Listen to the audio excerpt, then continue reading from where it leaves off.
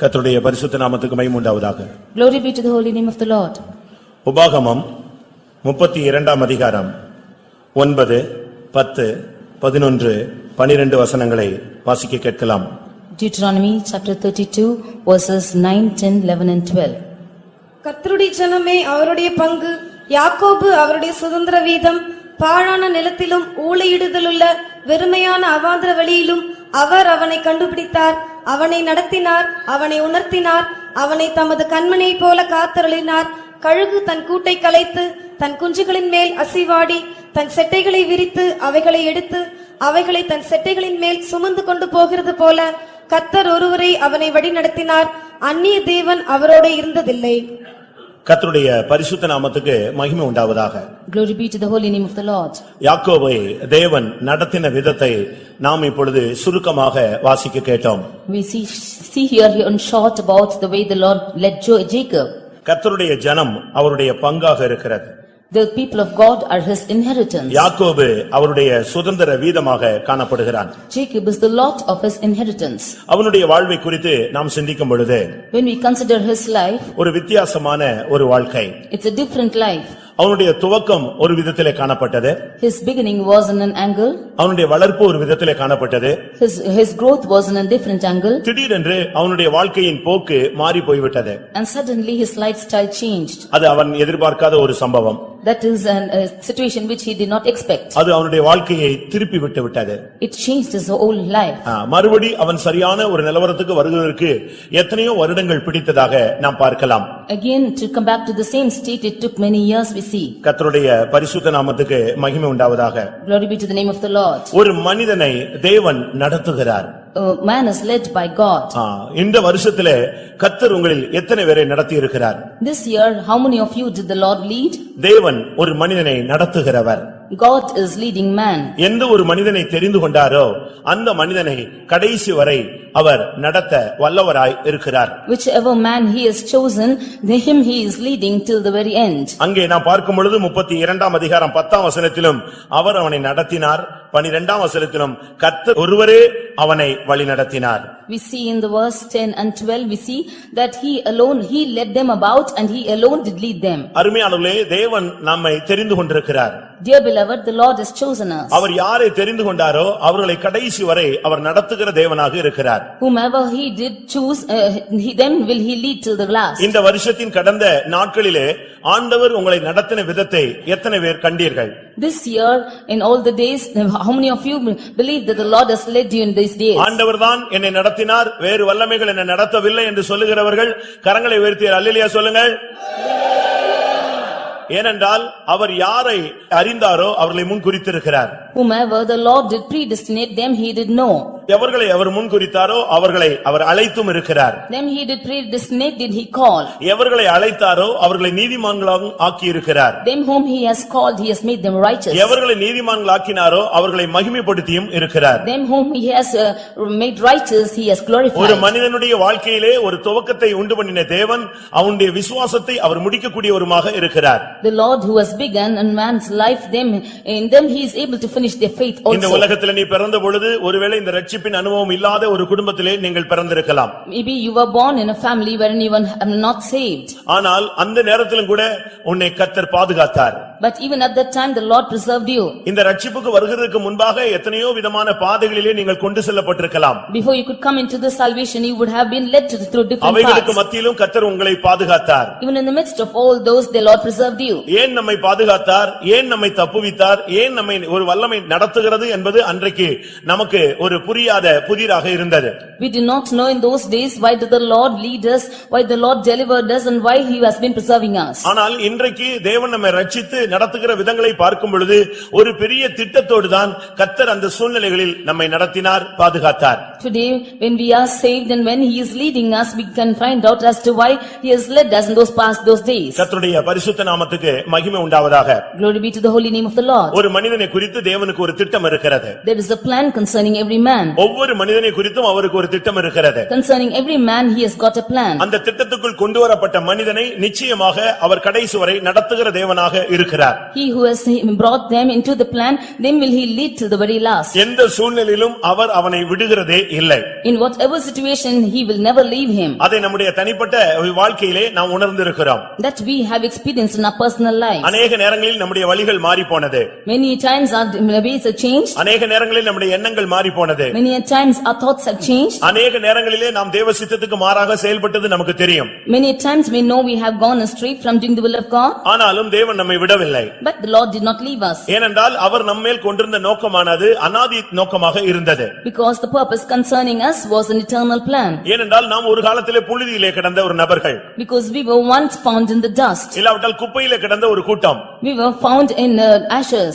ஆனால் தேவன் நம்மை அங்கே இருந்து தூக்கி எடுத்தார். But from there did the Lord lift us up. பரிசுத்தவான்களாகிய பிரபுக்கள் மத்தியிலே இன்றைக்கு நம்மை கொண்டு வந்து உட்கார வைத்திருக்கிறார். The Lord has brought us with the princes who are the saints of God. இனிமேல் நமக்காக ஒரு மகிமையான சிங்காசனத்தை ஆயத்தப்படுத்திக் கொண்டிருக்கிறார். He is also preparing a glorious throne for us. அதுவரை அவர் நடத்த அவர் வல்லவராக இருக்கிறார். Until then he is all able to lead us. யாக்கோபு என்று சொல்லும் பொழுது நமக்கு அவனுடைய குறைவான பகுதிகள் உடனடியாக நம்முடைய கண் முன்னாக வந்து விடுகிறது. When we say Jacob, we see all the shortcomings which is coming before our eyes. ஏனென்றால் யாக்கோபு என்று சொன்னாலே எல்லாருக்கும் அவனுடைய குறைவுகள் உடனே அறிவுக்கு வந்து எட்டி விடுகிறது. When we say Jacob, immediately his faults are coming before us. அவன் ஒரு ஏமாற்றுக்காரன் என்று நமக்கு தெரியும். We know that he is a deceiver. அவன் ஒரு எத்தன் என்று நமக்கு தெரியும். We know that he is deceiving. அவன் ஆசீர்வாதங்களை தட்டி வீழ்த்தி பறிக்கக்கூடியவன் என்று நமக்கு தெரியும். And we know that he is able to get all the blessings. பிரியமானவர்களே, ஒரு மனிதனுக்குள்ளே வெளியரங்கமான குறைகளும் இருக்கிறது, மறைமுகமான குறைவுகளும் இருக்கிறது. For in a man of God, there is an external shortcoming and also an internal shortcoming. ஆனால் இந்த யாக்கோபு தொலைந்து போனான். But this Jacob decreased. அவனுடைய பெற்றோர்களே அவனை கைவிட்டு விட்டார்கள். And his parents, they themselves adopted him. அவனுடைய உறவினர், அவனுடைய சொந்த அண்ணனே அவனை பகைத்தான். His own brother, he hated him. தாயும் தகப்பனுக்கும் அவனுக்கு உதவி செய்ய கூடாமல் போயிற்று. He could not help both his father and அப்படி mother. ஒரு நிர்பந்தமான சூழ்நிலையிலே தள்ளப்பட்ட பொழுதுதான் கர்த்தர் அவனை ஊளையிடுகிற வனாந்தரத்திலே தேடி கண்டுபிடித்தேன் என்று சொல்லுகிறார். In such a miserable situation did the Lord say that he found him in a howling wilderness. அருமையானவர்களே, நாம் இந்த வருஷங்களிலே இல்லாவிட்டால் நம்முடைய கடந்த கால வாழ்க்கையிலே பல விசைகள் நாம் காணாமல் போன நபர்கள். Dearly beloved, in the past days, in the last year, we at many times have been lost. நாம் நம்முடைய மனதும் மாமிசமும் விரும்பினபடி பல விதங்களிலே நாம் நடந்திருக்கலாம். We have walked according to our thoughts and our mind and have gone in our own way. அவனுடைய தாய் அவனை தேடி வரவே இல்லை. Her mother did not come following him. அவனுடைய தகப்பன் அவனை தேடி வரவே இல்லை. His father did not come to see him. அவனுடைய உடன்பிறந்த சகோதரன் அவனை தேடி வரவே இல்லை. His co-brother did not come to see him. ஆனால் அந்த வனாந்தரத்திலே, அந்த பாலான இடத்திலே, அந்த அவாந்தர வெளியிலே ஆண்டவர் அவனை தேடி கண்டுபிடித்தார். But in the desert land, in the waste howling wilderness, did the Lord find him. உன்னுடைய வாழ்வின் உயர்வுக்கு உன்னுடைய பெற்றோர் காரணம் அல்ல. The exalting of your life, your parents are not your உன்னுடைய reason. வாழ்வின் முன்னேற்றத்துக்கு உன்னுடைய சகோதரர்கள் காரணம் அல்ல. For you to progress in your life, your brother is not a reason for தேவன் it. ஒருவரே அவருக்கு காரணமாய் இருக்கிறார். God alone is the reason. அப்படி விசுவாசிக்கிறீர்கள் எத்தனை பேர்? கரங்களை வைத்து அல்லேலூயா சொல்லுங்க. ஏனென்றால் அங்கே தாய் அவனை தேடி கடைசி வரை வரவே இல்லை. அவள் மரித்தே போய்விட்டாள், அப்படியே போய்விட்டாள். Because his mother did not come to seek him, she died like that itself. உன் தாயும் உன் தகப்பனும் உன்னை கைவிட்ட பொழுது கர்த்தர் உன்னை சேர்த்துக் கொண்டார். When your father and mother forsake you, the Lord will gather you to him. எல்லாரும் அவனை விட்டு விலகின பொழுது அந்த அவாந்தர வெளியிலே ஒரு அனாதையை போல, தாய் தகப்பன் இருந்தும் இல்லாதவனை போல அவன் அனாதையாக நிர்கதியாக ஒரு இரவிலே ஒரு நடு நிசியிலே ஆண்டவருடைய சமூகத்திலே கிடந்தான். In that desert land, in the waste howling wilderness, he having his father and mother, he was found as an orphan and crying out there in the wilderness. அவனை சுற்றி நரிகள் ஊளையிட்டது. And above him all the things were அது ஒரு howling. பாலான நிலமாக காணப்பட்டது. It was found as a waste howling wilderness. அது ஒரு வெறுமையான அவாந்தர நிலமாக இருந்தது. It was found as a desert land. அந்த இடத்திலே யாரும் இல்லாத நேரத்திலே அந்த இரவில் கர்த்தர் அவனுக்கு தரிசனமானார். In that place where nobody was abiding, God appeared to him in a vision. அருமையான தேவனுடைய பிள்ளையே, ஒரு விசை கண்ணை மூடி கர்த்தர் இந்த வருஷத்திலே உன்னை நடத்தினதை நீ சிந்தித்து பார்க்க வேண்டிய நேரம் இதுதான். Dear children of God, it's for a second you should close your eyes and think of the ways the Lord has led you this year. மனிதர்கள் கைவிட்ட நேரம் உனக்கு தெரியும். You know the times when men forsook you. உன் குடும்பம் உன்னை கைவிட்ட நேரம் உனக்கு தெரியும். You know the times when your family உன் forsook you. சமுதாயம் உன்னை கைவிட்ட நேரம் உனக்கு தெரியும். You know when your society forsook you. உன்னுடைய நண்பர்கள் உன்னை விட்டு விலகி போனது உனக்கு தெரியும். You know the times when your friends forsook you. எல்லாம் இருந்தும் உனக்கு உதவி செய்யக்கூடாத ஒரு சூழ்நிலையிலே அவர்களும் தள்ளப்பட்டு விட்டார்கள். Having all things means they could not come and help you, they were pushed out in that situation. ஆனால் இந்த நேரத்திலே அவனை அழைத்த தேவன் அவனை விட்டு விலகவே இல்லை. But at this instant, the Lord who called him did not depart from him. கொஞ்சம் விட்டால் நரிகள் அவனை பீறி போட்டுவிடும். If he had been left alone, all the animals would have come and tore அந்த him out. தனிமையிலே அந்த அவாந்தர வெளியிலே கர்த்தர் அவனோடு கூட இருந்தார். In that desert land, the Lord was with him. அந்த இடத்திலே அவனை கண்டுபிடித்தேன் என்று அவர் சொல்லுகிறார். In that place, the Lord found him. நீ எங்கேயோ போய் கொண்டிருந்த ஒரு நபர், You were going astray to another நீ place. எங்கேயோ கிடந்த ஒரு நபர். You were found in somewhere. நாம் ஒவ்வொருவரும் அப்படித்தான் கிடந்தோம் பிரியமானவர்களே. We all were found like this alone. ஆனால் காணாமல் போன நம்மை அவர் தேடி வந்தார். But we who were not found, the Lord seeked மனிதர்கள் us. தேடாத நம்மை அவர் தேடி வந்தார். The man who did not seek for us, the Lord came seeking for நண்பர்கள் us. குடும்பம் தேடாத நம்மை அவர் தேடி வந்தார். When our family and friends did not seek for us, the Lord sought us. தேவன் தம்முடைய கண்களிலே நம்மை கண்டுபிடித்தார். And by his eye, the Lord had found us. உங்களில் எத்தனை பேருக்கு அப்படி சொல்ல முடியும் பிரியமானவர்களே? How many of you, dear beloved, can say நான் this? அவாந்தர வெளியிலே கிடந்த ஒரு மனிதன். I was a man found in the desert land. உங்களுடைய கடந்த கால வாழ்க்கையை நீங்கள் ஒரு விசை திரும்பி பாருங்கள். Just turn back and see your life. பாவத்திலே, In the sun, அக்கிரமத்திலே, and in your wickedness, அநியாயத்திலே, and in all your சாபத்திலே, in the curse, விக்கிரகத்திலே, in idolatry, வறுமையிலும் தரித்திரத்திலும், and in poverty, கடன் பாரங்களிலும், and in length, கைவிடப்பட்ட சூழ்நிலையிலும், and in the times when you were forsaken. அந்த நேரங்களிலே உன்னை தேடி கண்டுபிடித்து உனக்கு ஆறுதல் அளித்தது யார்? At these times when whom did come and seek for you and give you counsel? ஒரு காலத்திலே குணசாலியாக கூடாரவாசியாக இருந்தது உண்மை. At one time you were of good countenance and you were of a humble spirit. ஆனால் இன்றைக்கோ கைவிடப்பட்ட ஒரு சூழ்நிலை. But now you are in a forsaken state. இந்த வருஷத்தின் துவக்கத்திலும் இந்த வருஷத்தின் பல பாகங்களிலும் நாம் அப்படிப்பட்ட சூழ்நிலைகளை சந்தித்தோம். In all the parts in these years we have faced such situations. நம்மை நடத்த ஆள் இல்லை. We did not have any person to lead us. நமக்கு கை கொடுக்க ஆள் இல்லை. There was not a person to lend நமக்கு his hand. தூக்கி விட ஆள் இல்லை. There was no person to lift us up. நமக்காக பரிந்து பேச ஆள் இல்லை. There was no person to intercede for us. நமக்கு ஒத்தாசையாக நிக்க ஆள் இல்லை. There is no person to stand on part of us. ஏசாயா 51 அதிகாரம் 18 வசனத்தை நாம் பார்க்கும் பொழுது, In Isaiah 51:18 when we read, அவளுடைய பிள்ளைகளிலே அவளை நடத்த ஆள் கிடையாது, அவளுக்கு கை கொடுத்து தூக்கி விடுகிறவர்கள் இல்லை என்று சொல்லி இருக்கிறது. we see that there was no children to lead her and there was no one to lift her up. அவளுக்கு பிள்ளைகள் இருந்தது, She had children, ஆனால் யாருமே அவளுக்கு உதவி செய்யவில்லை. but nobody came to help her. அவளை தூக்கிவிட யாரும் இல்லை. And there was nobody to bring her up. எத்தனையோ பிள்ளைகளை வளர்த்தாள், ஆனால் ஒருவரும் அவளுக்கு கை கொடுக்கவில்லை. She grew up many children, but nobody gave hand to her. அதுபோல்தான் இவனுக்கு நடந்தது. அவனுக்கு தாய் உண்டு, தகப்பன் உண்டு, சகோதரன் உண்டு, ஆனால் கை கொடுக்க ஆள் இல்லை. That thing happened to him and he had a mother, father and brother, but nobody gave hands to him. ஆனால் என்ன நடந்தது? But what happened? கர்த்தர் அவனோடு கூட இருந்தார். The Lord was with him. கர்த்தர் அவனோடு கூட வந்து கொண்டே இருந்தார். The Lord was coming with him. அவனை எந்த வல்லமையும் தொட்டுவிடக் கூடாது. No animal should reach him. அந்த வனாந்தரத்திலே அவன் திகைத்து போய் விடக்கூடாது. In that desert he should not be gelfen. அந்த வனாந்தரத்திலே அவன் அவாந்தர வெளியிலே அவன் தவறான முடிவெடுத்து விடக்கூடாது. In that waste howling wilderness he should not take a wrong decision. அந்த நரிகளின் ஊளையை கேட்டு அவன் பயந்து போய் விடக்கூடாது. Hearing the noise of the fox he should not be frightened. அவன் கண்ணீர் விட்டு விடக்கூடாது. He should not cry. அவன் பின்மாறி விடக்கூடாது. He should not backslide. அவன் தன்னை விட்டு தூரம் போய் விடக்கூடாது. Shedding tears he should not go back. சத்துருவின் கையிலே சிக்கி விடக்கூடாது. He should not be caught in the hands of the enemies. யாக்கோபு அவனுடைய சரித்திரம் முடிந்து விடக்கூடாது. The history of Jacob should not be finished. ஆனபினால் அவனை தேவன் நடத்தும்படியாக அவனோடு கூட வந்து கொண்டே இருந்தார். Therefore to lead him the Lord came with him. அதனால தான் சொல்லி இருக்கிறது, அந்நிய தெய்வங்கள் அவனோடு கூட இருந்ததில்லை, கர்த்தர் ஒருவரே அவனை வழிநடத்தினார். Therefore it is said that alien gods were not leading him, but Lord alone did lead him. வேறு எந்த வல்லமையும் அவனோடு கூட இருந்து அவனை சேதப்படுத்த தேவன் அனுமதிக்கவே இல்லை. No power was him to come and danger him. பிரியமானவர்களே, உங்களில் எத்தனை பேர் கர்த்தர் ஒருவர்தான் என்னை நடத்தினார் என்று சொல்ல முடியும்? Dear beloved, how many of you can say that the Lord alone did lead me?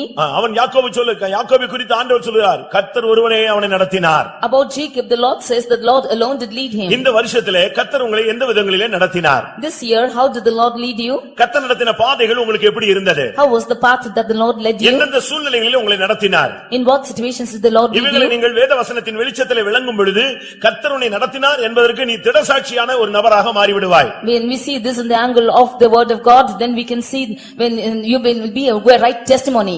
Eliezer ஆபிரகாமோடு உடன்படிக்கை பண்ணிக்கொண்டு அவன் புறப்பட்டு வருகிறான். Eliezer made made a covenant with Abraham and he started. அவனுக்கு எங்க போக வேண்டும் என்று தெரியாது. He did not know where to go. ஒரு குறிக்கப்பட்ட இடத்தை அவன் அனலைஸ் பண்ணி வந்து நின்று விட்டான். He analyzed the place where he was told to go and he came and stood. என்ன செய்வது? What to do? யாரிடம் பேசுவது? Whom to go and speak? யாரை தெரிந்தெடுப்பது? Whom to choose? தேவன் எதை தெரிந்தெடுக்கிறார்? Whom did the Lord choose? தேவனுடைய திட்டம் என்ன? What is the plan of ஒரு God? திகைப்பான ஒரு சூழ்நிலையிலே அவன் தள்ளப்பட்டு விட்டான். In such a critical situation he was put down. எவ்வளவோ தூரம் பயணமாகி வந்து விட்டது. He traveled for a long distance. ஆனால் இப்பொழுது பலவிதமான கேள்விகள், என்ன இது கர்த்தர் வாய்க்க பண்ணுகிறாரா இல்லையா? But a lot of questions, will the Lord make it to pass or not? ஆனால் தேவன் என்ன செய்தார்? But what did the Lord do? அவனுடைய பயணத்தை வாய்க்க பண்ணினார். The Lord made his travel to அவன் எதை prosper. எதிர்பார்த்தானோ அதை அந்த நாளிலே அவனுக்கு தேவன் கட்டளையிட்டார். What he expected, the Lord commanded him. உங்களில் எத்தனை பேருக்கு இப்படிப்பட்ட சாட்சி உண்டு? How many of you have this testimony? கர்த்தரனை அலைய விடாமல் நேர் வழியாக நடத்தி எனக்கு எல்லா காரியங்களையும் வாய்க்க பண்ணினார். The Lord did not make me to wander, but led me straightly and made all my things to prosper. ஆதியாகமம் 24ஆம் அதிகாரம் 48ஆம் வசனத்தை பார்க்கும் பொழுது Genesis 24:48 when we அங்கே read, சொல்லுகிறான், கர்த்தர் என்னை நேர்வழியாய் நடத்தி வந்தால் ஆனபடினால் நான் அவரை ஸ்தோத்திரிக்கிறேன் என்று சொன்னான். he says that I praise my God because he led me in a straight path. பிரியமானவர்களே, உங்களை இந்த வருஷத்திலே அலைய விடாமல் திரிய விடாமல் கர்த்தரே உங்களுக்கு அந்தந்த நேரத்திலே காரியங்களை வாய்க்க பண்ணி சரியான பாதையிலே நடத்தினார் என்ற எத்தனை பேருக்கு அனுபவம் உண்டு? How many of you can say in this year that the Lord did not make me to wander but led me in the right path? நான் அவரை நோக்கி விண்ணப்பம் பண்ணின பொழுது, When I cried to him, நான் அவரை நோக்கி கூப்பிட்ட பொழுது, when I called unto him, அவரை நோக்கி நான் எப்பொழுதெல்லாம் பார்த்தேனோ whenever I looked unto him, அப்பொழுதெல்லாம் தேவன் என்னை அலைய விடாமல் நேர்வழியாக என்னை அழகாக நடத்தினார். all those times he did not lead me to wander but he led me in the right path. இது எலியேசருடைய ஒரு அனுபவம். This is the experience of Eliezer. இந்த இரவு வேளையிலே உங்களில் எத்தனை பேர் என்னை கர்த்தர் சரியான வழியிலே நடத்தி கொண்டே வந்தார்? Like this, how many of you can say that the Lord led me in the right path? 23ஆம் சங்கீதம் 3ஆம் வசனத்திலே தாவீதினுடைய வாழ்க்கை சரித்திரம் என்ன சொல்லுகிறது? In Psalm 23:3, what does David say? தாவீது கர்த்தர் என்னை எப்படி நடத்தினார், எந்த பாதையிலே நடத்தினார் என்று எப்படி சொல்லுகிறான்? How does David explain us how the Lord led him? அவன் தன்னுடைய வாழ்க்கையை குறித்து சொல்லும் பொழுது, கர்த்தர் இந்த வருஷத்திலே கடந்த நாட்களிலே என்னை நீதியின் பாதையிலே நடத்தினார். When he tells about his life, he says that in the last year he led me in the paths of righteousness. அவனுடைய அறிக்கை நீதியின் பாதையிலே கர்த்தர் என்னை நடத்தினார். He is confessing that the Lord led me in the path of righteousness. எலியேசருடைய அறிக்கை என்னை நேர் வழியிலே கர்த்தர் நடத்தினார். The confession of Eliezer is that the Lord led me in the right path. அருமையானவர்களே, உங்களில் எத்தனை பேர் தாவீதோடு இணைந்து கர்த்தர் என்னை நீதியின் பாதையில் நடத்தினார் என்று சொல்ல முடியும்? How many of you join with David to say that the Lord led me in the paths of righteousness? நீதியின் பாதை என்று சொல்லும் பொழுது When you see the paths of அது righteousness, சத்தியத்துக்கு கீழ்ப்படியக்கூடிய ஒரு வாழ்க்கையை காண்பிக்கிறது. it is a life which is yielding to the truth. ஞானஸ்நானம் ஒரு நீதியாக இருக்கிறது. Baptism is the righteousness. பரிசுத்த ஆவி ஒரு நீதியாக இருக்கிறது. Holy Spirit is the righteousness. பரிசுத்தவான்களுடைய கிரியைகள் நீதியாக இருக்கிறது. And the works of saints are as righteousness. இந்த வருஷத்திலே கர்த்தர் என்னுடைய ஆவிக்குரிய வழிகளிலே என்னை சரியான விதத்திலே நடத்தினார் என்று அன்றைக்கு தாவீது சொல்ல ஆரம்பித்தான். This year in my spiritual life the Lord led me in the right paths of righteousness, says David. ஏனென்றால் கர்த்தருடைய ஆவி அவன் மேல் அமர்ந்திருந்தது. Because the Spirit of God was abiding in him. அவன் பல விசை அபிஷேகத்தை புதுப்பித்துக் கொண்டே வந்தான். Many times he renewed his anointing. முதலாவது சகோதரர் மத்தியிலே அவனுக்கு அபிஷேகம் கிடைத்தது. Firstly he was anointed among his brethren. இரண்டாவது எபிரோனிலே அவனுக்கு அபிஷேகம் கிடைத்தது. Secondly he was anointed in Hebron. மூன்றாவது எருசலேமிலே அவனுக்கு அபிஷேகம் கிடைத்தது. Thirdly he was anointed in Jerusalem. அபிஷேகத்திலே நாளுக்கு நாள் வளர்ச்சி அடைந்த பொழுது அவன் சொல்லுகிறான், கர்த்தர் என்னை நீதியின் பாதையிலே நடத்தி கொண்டு வருகிறார். As he grew in his anointing from day to day, he says that the Lord led me in the paths of righteousness. ஒரு காலத்திலே இல்லாமையிலும் இயலாமையிலும் வனாந்தரங்களிலே ஒரு கௌதாரியை போல சுற்றிக் கொண்டிருந்த ஒரு நபர். Once he was roaming about in the wilderness as a dove. அவன் சொல்லுகிறான், ஒரு செத்த நாய் என்று சொல்லுகிறான். He says that I'm a dead dog. இன்னொரு இடத்திலே சொல்லுகிறான், நான் ஒரு தெள்ளுப்பூச்சி என்று சொல்லுகிறான். In another place he says that I'm an insect. இன்னொரு இடத்திலே நான் நீசன் என்று சொல்லுகிறான். In another place he says that I'm ஆனால் an இப்பொழுது அவனை தேவன் கண்டுபிடித்து அபிஷேகித்த பிறகு அவன் சொல்லுகிறான், கர்த்தர் என்னை நீதியின் பாதையில் நடத்தினார். After the Lord anointed him, he says that the Lord led me in the paths of righteousness. 119ஆம் சங்கீதம் 65ஆம் வசனத்தை பார்க்கும் பொழுது Reading in 119 Psalm 165. அதே தாவீது சொல்லுகிறான், கர்த்தர் என்னை நன்றாய் நடத்தினார்.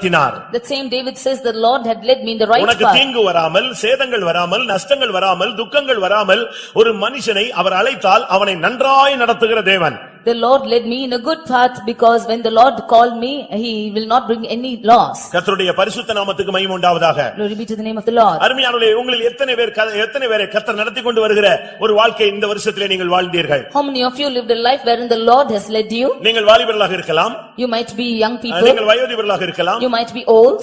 தேவனை அறிந்தும் நீங்கள் பின்பற்றாதவர்களாக இருக்கலாம். You might have known God but not followed him. ஆனால் ஒன்று நிச்சயம், உன்னை நடத்துகிற தேவன் நல்லவர். But one thing is is true, who the Lord who is leading you is good. உன்னை நடத்துகிற தேவன் வல்லமையுள்ள தேவன். The Lord who is leading you is powerful. உன்னை நடத்துகிற தேவன் ஆசீர்வதிக்கக்கூடிய தேவன். The Lord who is leading you is able to bless you. 107 சங்கீதம் 7 வசனத்திலே அதே தாவீது சொல்கிறான், அவர் எனக்கு நான் தாபரிக்கும் ஊர் போய் சேர எனக்கு அவர் செம்மையான வழியிலே என்னை அவர் நடத்துகிறார். The same David says that he is able to lead me in the right path that they might go to the city of habitation. பிரியமானவர்களே, தாபரிக்கும் ஊர் போய் சேரும்படியாக அவனை சரியான வழியிலே செம்மையான வழியிலே அவர் நடத்தினார் என்று சொல்லி இருக்கிறது. He is leading in the right way that he might go to the city of habitation. ஆவிக்குரிய ஜீவியத்திலே நாம் ஒவ்வொரு நாளும் ஒவ்வொரு ஸ்டெப்புக்கு நாம் போய் கொண்டே இருக்க வேண்டும். In our spiritual life we should go every day to a step above. எடுத்துக்கொள்ளப்படக்கூடியவன் போக வேண்டிய 4 இடங்கள் இருக்கிறது. There is for a spiritual man of God he has 4 places to go to. ஆவிக்குரியவன் சில இடங்களுக்கு போக வேண்டும். For a spiritual man he has to go to a certain place. இயேசு கிறிஸ்து இந்த உலகத்திலே 40 இடங்களுக்கு பயணமானார். For Jesus Christ traveled for 40 days in this earth. அதுபோல பிரியமானவர்களே, நாமும் கூட நம்முடைய ஓட்டத்தை ஜெயமாய் முடிக்கும் வரை பல இடங்களிலே ஆவிக்குரிய அனுபவங்களுக்கு நாம் போக வேண்டியிருக்கிறது. Even until we finish our race we should have to go in a spiritual angle to different places. அதனால தான் அவன் சொல்கிறான், தாபரிக்கும் ஊர் போய் சேர என்னை அவர் செம்மையான வழியிலே அவர் நடத்தினார். He therefore says that he led me in the right way that we might go to the city of habitation.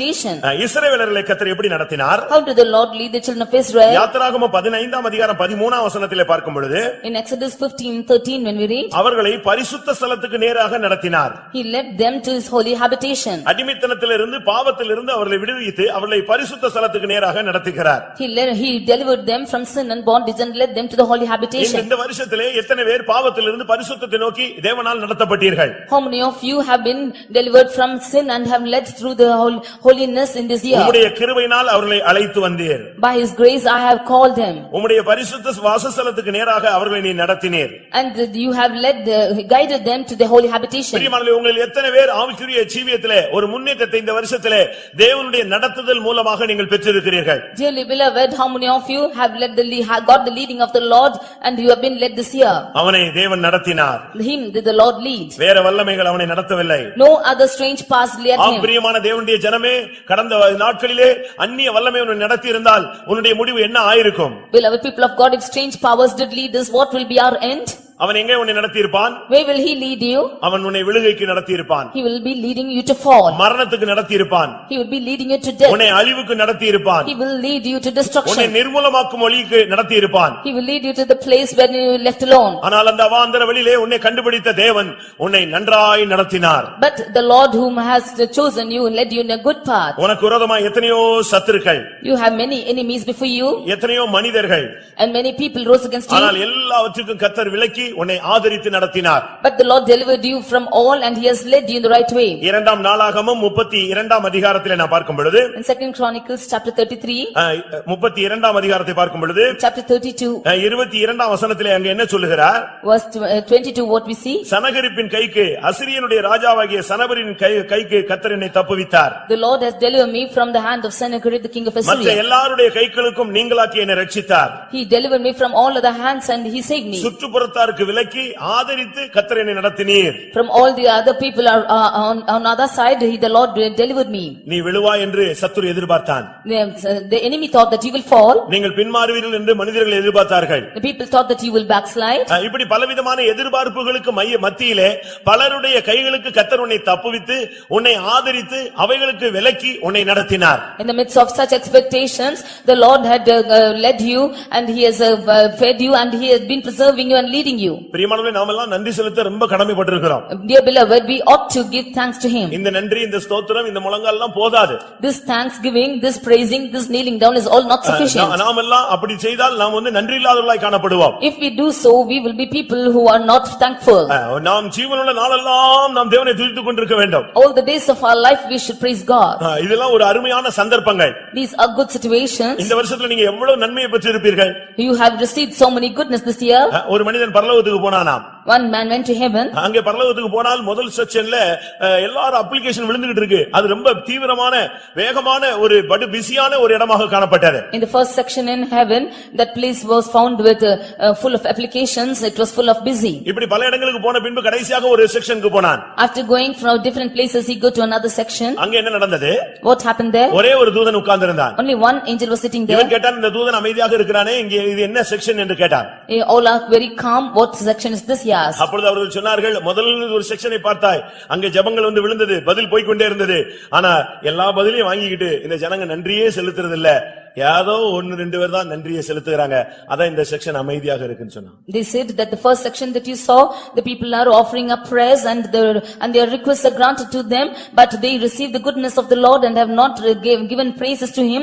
Therefore this place is lonely like this. 10 குஷ்டரோகிகள் சுஸ்தமாக்கப்பட்டார்கள். 10 lepers were healed. ஒரே ஒரு மனிதன் திரும்பி வந்து நன்றி செலுத்தினான். Only one came back and gave thanks. அதுவும் அந்நியனாக இருந்தான். And he was a strange person. பாருங்க, புதிய ஜனங்கள் அந்நிய ஜனங்கள் இன்றைக்கு கர்த்தரை நன்றாக துதிக்கிறார்கள். ஆனால் சொந்த ஜனங்கள் தேவனை துதிப்பது மிகவும் குறைவாக தென்படுகிறது. We see alien people and strangers are they praising God, but his own people are not praising him. இந்த ஜனத்தை அவர் எப்படி நடத்தினார்? How did he lead his people? ஏசாயா 63:12 பார்க்கும் பொழுது, In Isaiah 62:12 when we see, அவர் மகிமையின் புயத்தினால் அவர்களை நடத்தினார். he led them by his glorious hand. அந்த ஜனத்துக்காக தம்முடைய மகிமையின் புயத்தை வெளிப்படுத்தி மகிமையான காரியங்களை செய்துதான் அவர்களை நடத்தி கொண்டு வந்தார். He revealed his glorious hand to his people and he was doing glorious works and he was leading them. உன்னை இந்த வருஷத்திலே கர்த்தருடைய மகிமையின் புயம் நடத்தினது. This year his glorious hand was leading you. உன்னை இவ்வளவு தூரம் கொண்டு வந்து உன்னை மகிமைப்படுத்துவதற்கு காரணம் அவருடைய மகிமையின் புயம். The reason for glorifying you is this glorious hand. 2 Samuel 7 அதிகாரம் 23 வசனத்தை பார்க்கும் பொழுது, In 2 Samuel 7:23, பெரிய காரியங்களை நடத்தி கர்த்தர் உன்னை கொண்டு வந்தார். doing great things that the Lord bring you. உனக்காக எத்தனையோ பேரை மடங்கடித்தார். He confounded many because of you. உன்னை உயர்த்தும்படியாக அநேகரை தாழ்த்தினார். That you might be exalted, he put down உன்னை many. மேன்மைப்படுத்தும்படியாக அநேகரை பலவீனப்படுத்தினார். That you might be honored, many were dishonored. இது எத்தனை பேர் அப்படி விசுவாசிக்கிறீர்கள்? How many of you believe this? உன்னை கர்த்தர் கனம் பண்ணும்படியாக அநேகரை அவர் தரைமட்டமாக்கி கொண்டே வந்தார். In order to honor you, the Lord had dishonored many of them. இஸ்ரவேல் ஜனங்களுக்கு கானானை கொடுக்கும்படியாக கானானின் குடிகளை அவர் துரத்தினார். In order to give the land of Canaan to the children of Israel, the Lord chased away all the inheritance of them. புறஜாதிகள் மத்தியிலே, சத்துருக்கள் மத்தியிலே உன் தலையை உயர்த்தும்படியாக அநேகரை அவர் கீழ்ப்படுத்தினார். In the midst of the enemies, that your head might be lifted up, he confounded many. அந்த வருஷத்திலே கர்த்தர் உனக்காக பெரிய காரியங்களை நடத்தி இருக்கிறார். This year the Lord had done great things for உன்னுடைய you. பலத்தினாலே, உன்னுடைய பராக்கிரமத்தினாலே முடியாததை கர்த்தர் உனக்காக நடத்தினார். Not by your effort and that you might do anything, the Lord had done great things for you. யாத்திராகமம் 15 அதிகாரம் 13 வசனத்தை பார்க்கும் பொழுது, Exodus 13:13 when we read, உமது பலத்தினால் அவர்களை நடத்தினீர். by your hands did you lead them. ஆண்டவருடைய பலன்தான் உன்னை நடத்தி, பலவீனமான நேரங்களிலே உன்னை பலப்படுத்தி, உன்னை இம்மட்டுமாய் இந்த பயணத்திலே, விசுவாச பயணத்திலே, கானான் பயணத்திலே உன்னை கொண்டு வந்திருக்கிறது. By the strength of the Lord, he has led you all these days in the path of faith and has led you hitherto. கர்த்தருடைய பரிசுத்த நாமத்துக்கு மகிமை உண்டாவதாக. Glory be to the name of the Lord. பிரியமானவே, எதற்காக கர்த்தர் நம்மை இப்படி கொண்டு வந்து கொண்டிருக்கிறார்? Dear beloved, for what purpose did the Lord lead us like this? ஒன்று, சில பாதைகளிலே நம்மை நடத்தும்போது நமக்கு கஷ்டமாக இருக்கிறது. Sometimes when we forget certain things, it is difficult for us. சில பாதைகளிலே நம்மை நடத்தும்போது நாம் துக்கப்படுகிறோம். Some paths when we are led, we are grieved. இந்த வருஷத்திலே உங்களை சிலரை சில விதங்களில் நடத்தி இருப்பார். In some paths the Lord would have led you, some of you in this year. நீங்க ஒருவேளை இதுவரைக்கும் நம்ம கேட்டது மாதிரி நம்ம நடத்தலையே, நம்முடைய வாழ்க்கையில பிரச்சனையே, போராட்டமே, கலக்கமே இன்னும் அப்படி நீடிக்கிறது என்கிற ஒரு கேள்வி உங்களுக்குள்ள எழும்பலாம். அதற்கும் பதில் தேவன் கொடுக்கிறார். There might be a question in your life, the things and my problems are prolonging till now, and the Lord is answering you now. எல்லாரையும் ஒரே விதத்தில் அவர் நடத்துகிறது இல்ல. No, the Lord is not leading everybody in the same path. உங்கள் மேலுள்ள அழைப்புக்கு ஏற்றவனமாய் நடத்துகிறார். According to your calling, he is leading you. உங்களுக்கு மகிமையிலே உள்ளதான அந்த பிரதிபலனுக்கு ஏற்றவனமாய் உங்களை நடத்துகிறார். As a glorious God, for the reward that you are going to receive, he is leading you. உங்க சிரசிலே ஊற்றப்பட்டிருக்கிற அபிஷேகத்துக்கு ஏற்றவனமாய் உங்களை நடத்துகிறார். According to the anointing which is poured upon your head, he is leading you. உன்னுடைய அழைப்புக்கு ஏற்றவனமாய் நடத்துகிறார். One thing is leading you according to your calling. உன்னுடைய அபிஷேகத்துக்கு ஏற்றவனமாய் நடத்துகிறார். Nextly, he is leading you according to your anointing. உனக்கு மகிமையிலே வைத்திருக்கிற அந்த மேன்மையான இடத்துக்காக உன்னை பல விதங்களிலே நடத்துகிறார். For the glorious place which is kept for you, he is leading you in different paths. சில இடங்களிலே நீங்கள் சிறுமைப்படுத்தப்பட்டீர்கள். In some paths you were humiliated. எதற்கு இந்த பாதை இந்த வருஷத்திலே அனுமதிக்கப்பட்டது? Why did the Lord admit such path this year? கர்த்தர் நடத்துகிறார் என்று சொல்லுகிறார்களே, ஏன் இந்த பாதையிலே என்ன நடத்தினார்? When they say the Lord is leading, why should he lead me in such a path? உபாகமம் 8 அதிகாரத்திலே நாம் பார்க்கும் பொழுது, In Deuteronomy 8 chapter when we read, 2 வசனத்திலே நாம் பார்க்கும் பொழுது, verse 2, 40 வருஷம் அளவும் வனாந்தரத்திலே நடத்தி வந்த எல்லா வழியையும் நினைத்துப் பார். you remember all the days that the Lord led you these 40 years in the wilderness. எதற்காக அப்படி நடத்தினார்? For what did he lead நீ you? தேவனுடைய கட்டளைகளை கைக்கொள்வாயோ இல்லையோ என்று அறியும்படி. to know whether you would keep his commandments or no, உன் இருதயத்தின் நிலையை நீ அறியும்படிக்க, that you might know what is in your heart, உன்னை நீயே அறியும்படிக்கும், உன்னுடைய வாழ்க்கை எப்படி அமைந்திருக்கிறது என்பதை, அதனுடைய செயல் என்ன என்பதை நீ புரிந்து கொள்ளும்படியாகவும் கர்த்தர் உன்னை வனாந்தரங்களிலே நடத்தினார். that you might know how you are and how you are going to work for it. The Lord led you in the wilderness. அதை நீங்கள் சரியான விதத்தில் விளங்கிக் கொள்ள வேண்டும் பிரியமானவர்களே. You should understand this in the right way. ஏன் உன்னை வனாந்தரத்திலே நடத்தினார்? Why did the Lord lead you in the wilderness? வனாந்தரத்தினுடைய சரியான விளக்கம் The right explanation of wilderness is எரேமியா 2ஆம் அதிகாரத்தை நான் பார்க்கும் பொழுது Jeremiah chapter 2. 5ஆம் வசனத்திலே இந்த வனாந்தரத்தினுடைய ஒரு பெரிய எக்ஸ்பிளனேஷன் சொல்லப்பட்டிருக்கிறது. We see the explanation of this wilderness. அங்கே 2ஆம் அதிகாரம் 5ஆம் வசனத்திலே In chapter 2 verse 5. அவாந்தர வெளியும் பள்ளங்கள் உள்ள தேசமும் வறட்சியும் மரண இருளும் உள்ள தேசமும் ஒருவனும் கடவாமலும் ஒரு மனுஷனும் குடியிராமலும் இருக்கிற தேசமுமான வனாந்தரம். We see it's a wilderness where nobody can walk and where nobody can work and where nobody can do anything. இப்படிப்பட்ட ஒரு பாதையிலே கர்த்தர் அவர்களை நடத்தினார். In such a path did the Lord lead him. இது கூட உங்களுக்கு சிலருக்கு, சில குடும்பத்திற்கு சிலருக்கு இப்படிப்பட்ட வாழ்க்கை அமைந்திருக்கும். For some of them such a path would have been had come this year. நீங்கள் இப்படி யாராவது நடத்தப்பட்டீர்களா? Did any of you been led this day? எப்பொழுதும் துக்கம், Now you are in sorrow, எப்பொழுதும் வேதனை, you are always in pain, எப்பொழுதும் பாடுகள், you are always in sufferings, எப்பொழுதும் கண்ணீர், you are always in tears. மற்றவர்கள் சந்தோஷமா இருக்கும் பொழுது எனக்கு மாத்திரம் இந்த பாதை என்ன? When others are happy, why is such a path for me alone? அநேகருக்கு கிறிஸ்தவ வாழ்க்கை ஆசீர்வாதமா இருக்கும் பொழுது எனக்கு மாத்திரம் ஏன் இப்படிப்பட்ட பாடுகள்? When Christian life is blessed for many, why such a path for me? அருமையானவர்களே, இதனுடைய காரணம் என்ன?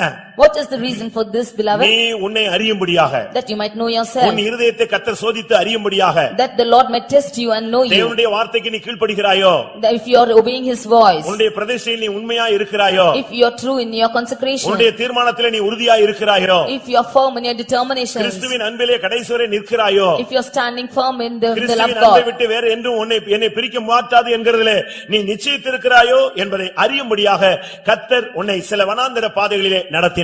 to make sure that nothing can depart you from the love of Christ, the Lord is leading you in the path of wilderness. ஆனாலும் தேவன் உண்மையுள்ளவர். Yet the Lord is faithful. உபாகமம் 29:5 படி அந்த வனாந்தரத்திலும் உனக்கு ஒரு குறைவில்லாமல் கர்த்தர் நடத்தினார். Deuteronomy 21:5 we see that the Lord led you in this wilderness with no lacking. பலவிதமான பாதைகள் வந்தது போல இருந்தது, ஆனாலும் உனக்கு ஒன்றும் குறைவில்லாமல் நடத்தின தேவன் நம்முடைய தேவன். It seems like many paths have come in your life, but without any shortcoming the Lord has led you. கர்த்தருடைய பரிசுத்த நாமத்துக்கு மகிமை உண்டாவதாக. Glory be to the holy name of the Lord. சில நேரங்களிலே இந்த விசுவாச பாதை உங்களுக்கு வித்தியாசமாக தென்படுகிறது. Sometimes this life of faith is different for you. ஆண்டவருடைய நடத்துதல் என்பது ஒரு வித்தியாசமான ஒரு பாதை. The leading of God is different path. நம்முடைய மனதின்படி அவர் நடத்துகிறது இல்ல, தன்னுடைய மனதின்படி நம்மை நடத்துகிறார். He is not leading us according to our mind, but he is leading us according to his ஒரு mind. சிலருக்கு கேள்வி, ஏன் வனாந்தரத்துல 40 வருஷம் நடத்த வேண்டும்? Some of them question as to why the Lord led them 40 years in the wilderness. ஏன் இவ்வளவு பாதைகள் அனுமதிக்கப்பட வேண்டும்? Why such paths should be admitted to them? இப்படி எல்லாம் கேள்விகள் உங்களுக்குள்ள ஞானோதயங்கள்லாம் உண்டாகும். Such questions might arise in you. கர்த்தர் இந்த ஜனங்களை சில இடங்களில் சுற்றி போக வைத்தார். Sometimes the Lord made to go round. சில இடங்களிலே அவர்கள் சரியான பாதையிலே கொண்டு போய் கொண்டே இருந்தார். Sometimes he led them in the right path. ஏன் என்று அதற்கு காரணத்தை அவர் விளக்கி சொல்லுகிறார். He is explaining the reason for this. இந்த வருஷத்திலே உன்னை நடத்தினதனுடைய சில காரணங்கள் உனக்கு புரியாமல் இருக்கும். The reason why the Lord led you this year might not be unknown, might be unknown to you. சில கேள்விகள் உனக்கு இருக்கும், பதிலே கிடைக்காமல் இந்த 365வது நாளிலே நீ வந்திருப்பாய். You might be having such questions and without answer to it, you would have come on the 365th day today. எதற்காக எனக்கு இப்படிப்பட்ட சில பாதைகள்? Why such path is admitted for me? அது ஒருவேளை நீங்க கை வைத்த வேண்டியதில்லை, உங்களுக்குள்ளேயே அப்படிப்பட்ட கேள்விகள் இருந்து கொண்டே இருக்கும். You need not prove it, but you might arise such questions in yourself itself. அதுக்கும் சில காரணங்களை கர்த்தர் சொல்லுகிறார். For that the Lord is saying reasons for என்ன it. சொன்னாலும் இவைகளுக்கு மத்தியிலே உன்னை நடத்தினவர் தேவனே. Whatever might be in the midst of all this, he who has led you is God அதுதான் alone. நம்முடைய தேவனுடைய speciality. That is the speciality of your God. எந்த சூழ்நிலையிலும் அவர் உன்னை விட்டு விலகுறதே இல்லை. In all the situations he did not depart உன்னுடைய from you. உயர்வோ அங்கே அவர் இருப்பார். In wherever, if you are exalted, he is there நீ with you. தாழ்த்தப்பட்டாயோ அங்கேயும் அவர் உன்னோடு கூட இருப்பார். If you are humiliated, the Lord is there with you. நீ ஒருபடி ஏறினாலும் அவர் அங்கே இருப்பார். If you rise up one step, he is there with you. சறுக்கி விட்டாலும் அங்கே அவருடைய கரம் உன்னை தாங்கிக் கொண்டிருக்கும். Even if you slip down, then his hand is upholding you. யாத்திராகமம் 13ஆம் அதிகாரத்தை பார்க்கும் பொழுது, In Exodus chapter 13, 17, 18 வசனங்களை பார்க்கும் பொழுது, 17 and 18 when we read, சில பாதைகளிலே கர்த்தர் அவர்களை சுற்றி போக வைத்தார். Sometimes the Lord made to go round. 18ஆம் வசனத்திலே சிமந்த சமுத்திரத்தின் வனாந்தர வழியாய் ஜனங்களை சுற்றி போக பண்ணினார். The Lord made them to go through the way of wilderness of the Red Sea. எதற்காக? What's the reason? பார்வோன் ஜனங்களை போகவிட்ட பின்பு When Pharaoh led the people to go, ஜனங்கள் யுத்தத்தை கண்டால் மனமடிந்து விடுவார்கள் என்று தேவன் எண்ணினார். the Lord feared that seeing the war, the people will backslide. ஒன்று, அவர்கள் யுத்தத்தை கண்டு மனமடிந்து விடுவார்கள். One thing is, looking at the war, they will இல்லாவிட்டால் எகிப்துக்கு அவர்கள் திரும்பி போய் விடுவார்கள். or they will return to Egypt. இதை தேவன் விரும்பவில்லை. This he did not like. நீ யுத்தத்தை கண்டு மனமடிந்து ஒரு பின்மாற்றத்துக்குள்ளே போக கூடாது என்று சொல்லித்தான் கர்த்தர் சில விதமான பாதைகளிலே உன்னை சுற்றி கொண்டு வந்தார். That seeing the wars, that you may not be broken down or backslide, the Lord is leading you such paths. பெலிஸ்தரின் தேசம் வழியாக கானான் போவது சமீபம் என்று சொல்லி இருக்கிறது. It is said that it is very nearer to go through the land of Philistines ஆனால் to அந்த Canaan. சமீபமான வழியிலே தேவன் நடத்தவில்லை. But the Lord did not lead them through the nearer path. நல்லா கவனிங்க. Just listen. அந்த இடத்துக்கு அவங்களை கொண்டு போனால் If he should take them to that place, அங்க ஒரு யுத்தம் உண்டாகும். there will be a war. அந்த யுத்தத்துல ரத்தம் சிந்த வேண்டியிருக்கும். In that war they should shed blood. இந்த ஜனங்கள் உடனடியாக மனமடிந்து போய் விடுவார்கள். And these people will be broken in heart. உடனே எகிப்துக்கு போலாம்ங்கற ஒரு பின்மாற்ற ஆவி வந்து விட கூடாது. Immediately the spirit of backsliding will come, that they go to Egypt. ஆனபடியால் தேவன் என்ன செய்தார்? சுற்றி வந்தாலும் பரவாயில்லை, யுத்தங்கள் ஜனத்துக்கு வரக்கூடாது என்று பார்த்தார். Therefore the Lord thought, even if they should come round, they should not come into war. உன்னுடைய பின்மாற்றத்தை தவிர்க்கவே கர்த்தர் சில விதமான பாதைகளிலே உன்னை கொண்டு வந்தார். The Lord is leading you in certain paths that to avoid your backsliding. வாழ்க்கையிலே ஊழியத்திலே நீ சோர்ந்து போக கூடாது என்று சொல்லியே கர்த்தர் சில வழிகளிலே உன்னை நடத்தினார். In your life and ministry, that you might not become faint or backslide, the Lord led you in certain paths. ஒன்று உங்களுக்கு தெரியுமா? Do you know one thing? உங்களால் ஃபேஸ் பண்ணக்கூடிய பிரச்சனைகளை மாத்திரம் தான் உங்களுக்கு முன்னால கொண்டு வருகிறார். The problems which you can face alone, did the Lord place before you. உங்களால சந்திக்க முடியாத எந்த பிரச்சனையும் உங்கள் முன்னாக என்ன செய்யறது இல்ல, தேவன் கொண்டு வருகிறதே இல்லை. The Lord never brings any problem which you cannot face. ஒரு பிரச்சனையை, ஒரு யுத்தத்தை உங்களுக்கு முன்பாக கொண்டு வருகிறார் என்று சொன்னால், உங்களுக்கு ஒரு வியாதியோ பலவீனம் தேவன் அனுமதிக்கிறார் என்று சொன்னால், அதை நீ மேற்கொள்ள முடியும் என்கிற நிச்சயத்தோடு தான் கர்த்தர் உனக்கு முன்பாக கொண்டு வருகிறார். If the Lord admits any problem or any sickness or weakness in your life, then he knows that you are able to bear it. Only then he admits such things in your life. இந்த பெரிய பூனை சின்ன பூனைக்கு என்ன செய்யும் தெரியுமா? You know what these bigger cats are doing for the smaller ones? எலியை பிடிச்சு கடிச்சு கொதறி பாதி உயிர்ல கொண்டு வந்து எங்க விடும்? இந்த குட்டி பூனை கிட்ட கொண்டு போய் விடும். It's catching the rats and it is squeezing it, and half did it's placing before the smaller ones. அது அதனுடைய பலன் எல்லாம் எடுத்துட்டு இங்க கொண்டு வந்து விட்டு இதை வேட்டையாட அனுமதிக்கும். It will take it carefully, come and bring and place before this kids, and it அதுபோல தான் will make உனக்கு it hunt. விரோதமான வியாதி பலவீனம் பிசாசு செய்வினை இவைகளை எல்லாம் தலையை நசுக்கி தான் உனக்கு முன்னால கர்த்தர் கொண்டு வந்து போடுகிறார். That is what the weakness and sickness and all the afflictions of Satan, the Lord is crushing it and bringing it before you and placing it. சிலருக்கு இந்த பாதை வித்தியாசமாக காணப்படுகிறது. Some of them this path is different. புலம்பல் 3ஆம் அதிகாரம் 2ஆம் வசனத்தை பார்க்கும் பொழுது, In Lamentations 3 verse 5, verse 2, verse 2. புலம்பல் 3:2 சொல்கிறார், அவர் என்னை இருளில் நடத்தி கொண்டு வந்தார். In Lamentations 3:2 we see that the Lord led me in the darkness. சில நேரங்களில் இந்த வருஷத்துல உன்னை இருளிலே கர்த்தர் கொண்டு போயிருப்பார். Sometimes the Lord would have led you in the paths of darkness. ஆனால் நீ என்ன சொல்ல வேண்டும்? But what you should say, நான் இருளிலே உட்கார்ந்திருந்தாலும் கர்த்தர் எனக்கு வெளிச்சமாய் இருப்பார். though I walk through the darkness, the Lord will be my light. நான் விழுந்தாலும் எழுந்திருப்பேன், என் சத்துருவே எனக்கு விரோதமாய் சந்தோஷப்படாதே என்று நீ சொல்லி இருக்க வேண்டும். Even if I should fall, then I will be lifting up, and my enemy don't rejoice over me, you should say. உங்களுக்கு இருளின் பாதையிலே நடந்த பொழுது நீங்கள் அப்படிப்பட்ட வார்த்தைகளை சொன்னீர்களா? When you walk through the path of darkness, did you utter such words? யோபு சொல்கிறான், எனக்கும் இருள் வந்தது. Job says, even for me darkness came. அவர் அருளிய வெளிச்சத்தினால் நான் அந்த இருளை கடந்து போனேன். By his light I crossed this darkness. எரேமியா 2ஆம் அதிகாரம் 17ஆம் வசனத்தை பார்க்கும் பொழுது, In Jeremiah 2:13 when we read, அங்கே கர்த்தர் என்னை நடத்தினார், ஆனால் நானோ விலகி போனேன், ஆனபடியால் எனக்கு பல காரியங்கள் நேரிட்டது என்று ஒரு மனிதன் சொல்லுகிறான். a man of God says that the Lord led me, but I departed, and therefore many things came to இந்த me. வருஷத்துல கர்த்தர் உன்னை நடத்தினார், ஆனால் நீயோ விலகி போனாய், ஆனபடியால் உனக்கு பல காரியங்கள் நேரிட்டு விட்டது. This year the Lord led you, but you departed from him, therefore many things came your way. கர்த்தருடைய பரிசுத்த நாமத்துக்கு மகிமை உண்டாவதாக. Glory be to the holy name of the Lord. இந்த கடைசி நேரம் கர்த்தர் உன்னை நடத்தின வழிகளை நீ நினைக்க வேண்டிய நேரம். In this last moments you should consider the times when the Lord has led you. உபாகமம் 8:2 கடைசியின்படி இந்த வருடங்களிலே கர்த்தர் உன்னை நடத்தின வழிகளை நீ நினைத்து பார்ப்பாயாக.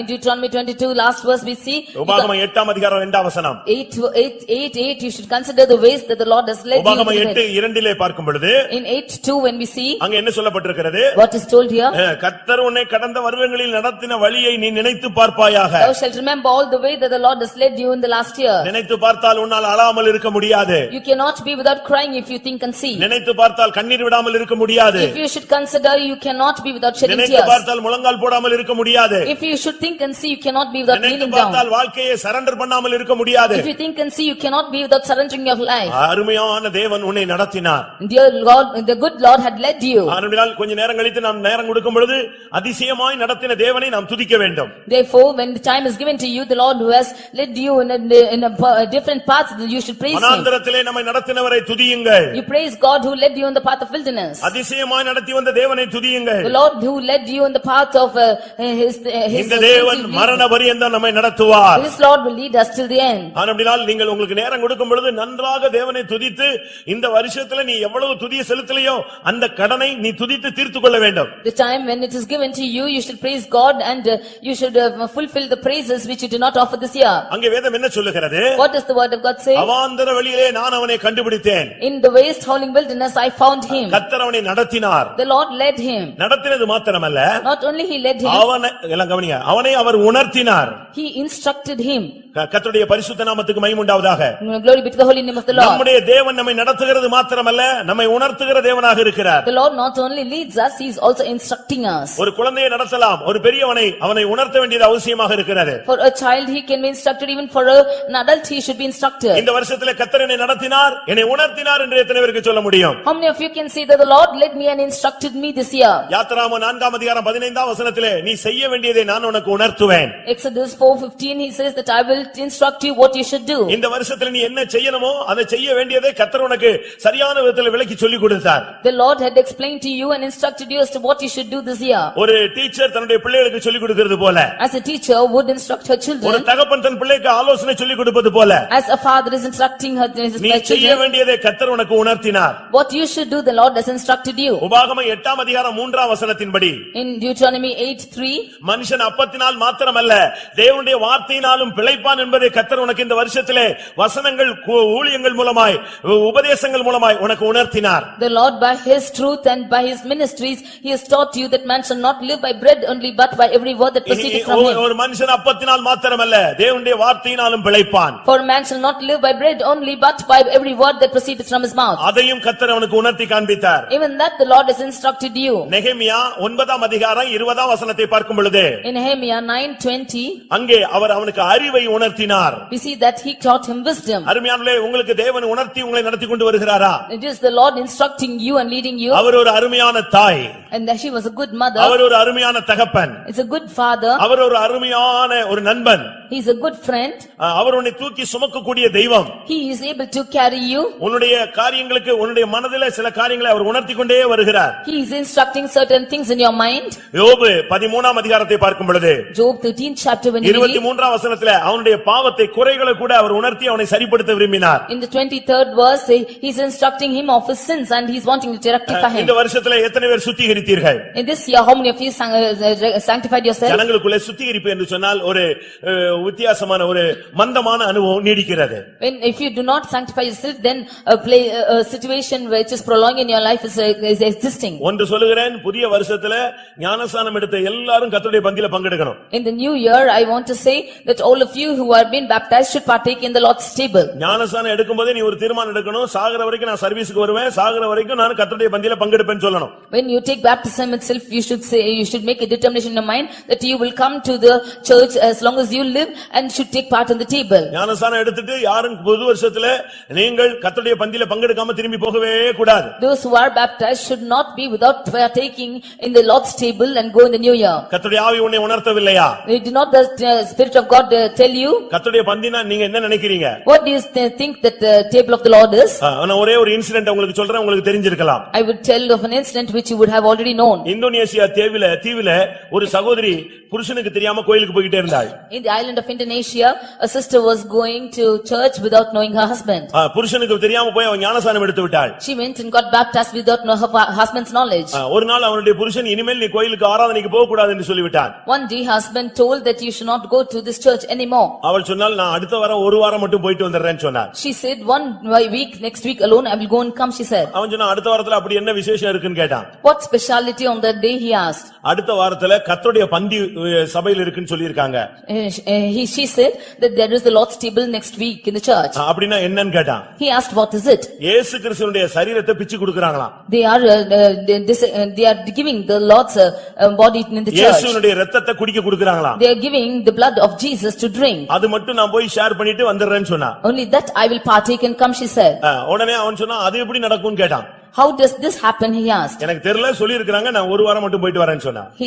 She said that they have told I will go this week and come. அவனுக்கு அது வித்தியாசமாக இருந்தது. அவன் உடனே அனுப்பி விட்டான். This seemed to be different and he sent her. ஆனா ஒரு condition. But on a condition. அங்க குடுக்குறாங்களே அந்த அப்பம் ரசம் என்னமோ சொன்னீங்க அதை இங்க கொண்டு வரணும்னு சொன்னான். The bread that they give you there, you should bring it back to me. இயேசுவின் சரீரம் சொன்னீல்ல அதை கொண்டு வா. You said that it is the flesh of Jesus and that you should bring here. இயேசுவின் சரீரத்தை நீ கொண்டு வரணும்னு சொன்னான். You should bring the body of Jesus, he said. இவளுக்கு ஒண்ணும் புரியாதனால சரின்னு சொல்லிட்டா. She did not understand it and said okay. அடுத்த வாரம் அவள் போய் அங்க பங்கெடுத்த போது Next week when she went and partook in it, அங்க எல்லாம் வரிசையில உட்கார்ந்தாச்சு. all of them were sitting in the rows. உட்கார்ந்த உடனே அந்த போதகர் அவங்களுக்கு அப்பத்தை எடுத்து ஜெபித்து பங்கிட்டு கொடுத்து கொண்டே வந்தார். As she went and sat there, they took the bread and they parted and they were giving to all. இவளும் அதுல ஒரு ஆளா உட்கார்ந்திருந்தா. She was also seated among them. இவ கிட்ட வந்த பொழுது அந்த அப்பத்துல ஒரு பகுதியை பிச்சு இவ கையில கொடுத்துட்டார். When they came to her, he gave her a bit of bread. வாங்கி பார்த்தா bread.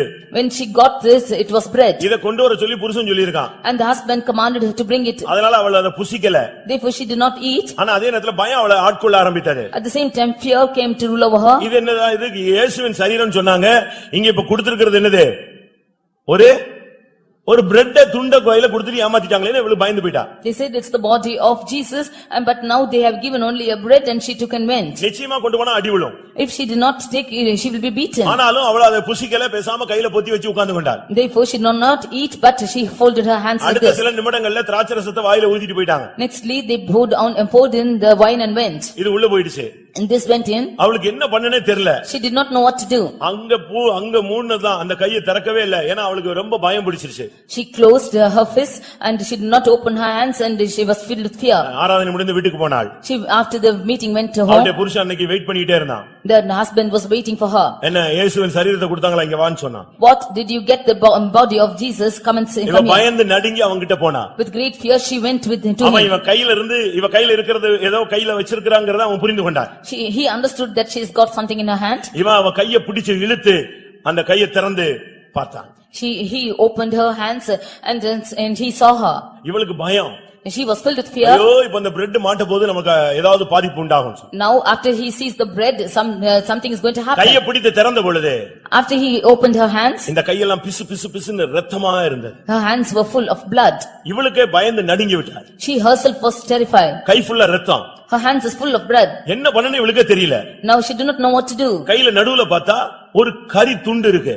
In between her hands is found a piece of flesh. ஒரு பச்சை கரி. It is a flesh, a raw flesh. அப்படி பார்த்த உடனே இவளுக்கு பயம் வந்துருச்சு, நடுங்கிட்டா.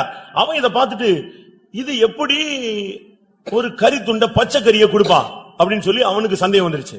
When he saw this, he doubted as to how they can give a piece of flesh like this. அவன் சொன்னா இது forgery, இது ஏதோ ஏமாத்து வேலை கொண்டான்னு சொல்லி அத வாங்கிட்டான். He got this and said they are deceiving you and he got it from her. இவளுக்கு தான் கையவே தன்னால் நம்ப முடியல. எப்படி நம்ம பிரெட் தான வாங்குனோம், ஒரு சின்ன குட்டி பிரெட் பீஸ் தான கொடுத்தாங்க, இது எப்படி கரியா மாறிடுச்சு? She could not believe with her own eyes. She got the bread only in her hand and how did this become a flesh? அவன் உடனே அத வாங்கி கொண்டு போய் லேப்ல கொடுத்தான்.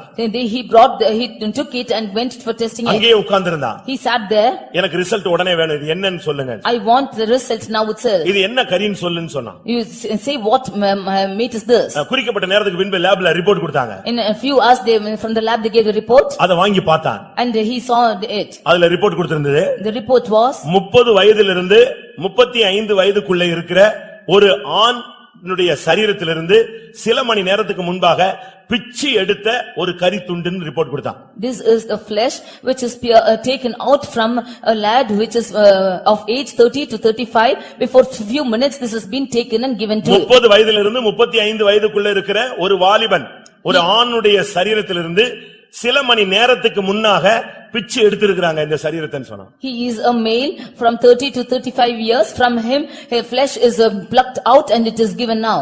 சில மணி நேரத்துக்கு முன்னாக பிச்சை எடுத்திருக்காங்கன்னு சொன்னான். It is plucked out even before a few hours. அவன் அப்படியே நடுங்கிட்டான். He terrified like that. அன்றைக்கு அவன் ரட்சிக்கப்பட்டான். He was saved that day. அப்படினா நீங்க புசிக்கிறது ஒரு அப்பம் அல்ல, நீ அப்பன் பார்த்தா அப்பம், ஆனால் இது இயேசுவின் சரீரம். Therefore the bread that you are eating is not the bread only, it's the flesh என்னுடைய of God. மாம்சத்தை புசித்து என்ற இரத்தத்தை பானம் பண்ணுகிறவனுக்கு நித்திய ஜீவன் உண்டு, நான் அவனை கடைசி நாளில் எழுப்புவேன். He who eats of my flesh and drinks of my blood will I give eternal life, and I will raise him on the last day. என்னுடைய மாம்சத்தை புசியாமலும் என் இரத்தத்தை பானம் பண்ணாமலும் இருக்கிறவனுக்கு நித்திய ஜீவன் இல்லை, நான் அவனை கடைசி நாளில் எழுப்ப முடியாது என்று இயேசு யோவான் எழுதின சுவிசேஷம் 6ஆம் அதிகாரத்திலே சொல்லுகிறார். In John's Gospel 6th chapter, Jesus says that he who does not eat of my flesh and drink of my blood will not have partake in the eternal. உன்னுடைய தேவன் உன்னை நன்றாய் நடத்துகிறார், உன்னை உணர்த்துகிறார். Your God is leading you in the right way and is instructing you. 107ஆம் சங்கீதம் 43ஆம் வசனத்திலே அவருடைய கிருபைகளை உணரச் செய்கிறார். 107th Psalm 43rd verse, we see that he is making you to grow in his mercy. ஏசாயா 28ஆம் அதிகாரம் 26ஆம் வசனத்திலே பார்க்கும் பொழுது In Isaiah 28:26 when you see அவனுடைய தேவன் அவனை நன்றாய் போதித்து நன்றாய் உணர்த்தி நன்றாய் நடத்துகிறார். his God is leading him and he is instructing him and leading him in a good way. இந்த வருஷத்திலே கர்த்தர் உன்னை அருமையாய் நடத்தினார், அருமையாய் உணர்த்தினார். The Lord has led you in a good path and he has instructed you in a good கண்மணியை way. போல காத்தருளினார். He has preserved you as the apple of his eye. உன்னை தொடுகிறவன் என் கண்மணியை தொடுகிறான் என்று சொன்னார். He says that he who touches you and touches my eye. அப்படியானால் அவர் உனக்கு கொடுத்திருக்கிற ஸ்தானம் என்ன? What is the place that he's given you? சொல்லுங்க. அவர் உனக்கு கொடுத்த ஸ்தானம் என்ன? What is the place he has given to உன்னை you? தொடுகிறவன் என் கண்மணியை தொடுகிறான். உன்னை கண்மணி போலதான் அவர் வைத்திருந்தார். He who touches you touches the apple of my eye. As an apple of an eye, he is preserving you. உன்னை தொட்டவனை நியாயம் தீர்க்காமல் விட்டதில்லை. He who touched you, he did not be உனக்கு without விரோதமாய் judging. எழும்பினவனை கர்த்தர் மடங்கடிக்காமல் விட்டது கிடையாது. He who rose against you, he did not, he condemned உனக்கு him. விரோதமாய் எழும்பினவனை கர்த்தர் தலையை கவிழ்க்க வைத்தார். He who rose against you, him did the Lord make to confound. உனக்கு விரோதமாய் உருவாக்கப்படும் எந்த ஆயுதம் வாய்க்காதே போகும் என்று சொன்னவர் வாய்க்காதே போக பண்ணினார். All the weapons which is rising against you will not prosper was his promise, and he did. எல்லாவற்றுக்கும் மேலாக கர்த்தர் அவனை சுமந்தார். Above all, the Lord did carry him. இந்த வருஷத்துல கர்த்தர் அவனை சுமந்தார் என்று உனக்கு நிச்சயம் இருக்க வேண்டும். You should have the surety that the Lord did carry எவ்வளவு you. அருமையான தேவன். What a good God he is. தந்தை போல் சுமந்தவர். He did carry as a father. தோளின் மேல் சுமந்தவர். He did carry on ஒரு இடத்துல his. சொல்லி இருக்கு அவர் தோளின் மேல் சுமந்தார். He carried on his shoulders. இன்னொரு இடத்துல சொல்லி இருக்குது தந்தையை போல சுமந்தார். Nextly he says that he carried as a father. இன்னொரு இடத்துல ஒரு தாயை போல இடுப்பிலே சுமந்தார். In another way, on his hips he carried as a mother. இன்னொரு இடத்துல செட்டைகளின் மேலே உன்னை சுமந்தார். In another place he carried on his wings. எல்லாவற்றுக்கும் மேலாக உன்னுடைய பலவீனங்கள், உன்னுடைய வியாதிகள், உன்னுடைய துக்கங்களை சிலுவையிலே சுமந்தார். Above all your sorrows he did, and all your weaknesses he did carry on the cross. ஏசாயா 49:22 அவர் தோளில் மேல் சுமந்தவர். In Isaiah 49:22 he carried you on his shoulders. ஏசாயா 66:12 இடுப்பின் மேல் உன்னை சுமந்தவர். In Isaiah 66:12 he carried on his hips. உபாகமம் 32:11 செட்டைகளின் மேலே சுமந்தவர். In Deuteronomy 32:12 he did carry on his wings. என்னாகமம் 11ஆம் அதிகாரம் 12ஆம் வசனத்திலே தந்தை போல சுமந்தவர். In Numbers 13:12 he carried as a father. ஏசாயா 53:4 உன்னுடைய துக்கங்களை சுமந்தவர். In Isaiah 53:4 he carried all your sorrows. அருமையானதே, உங்களை தேவன் நடத்தினார். Dear people, the Lord led you.